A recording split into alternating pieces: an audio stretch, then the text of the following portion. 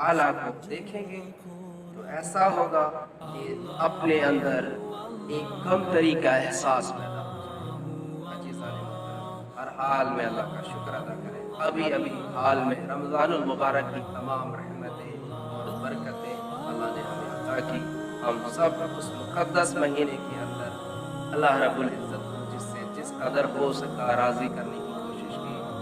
अल्लाह से दुआ है हम सब की दराज़ उम्र अता फरमाए, ताकि हम सब फिर दोबारा से ये मुक़द्दस महीना जो माह सियाम का था अब गुज़र गया, हमें फिर नसीब हो।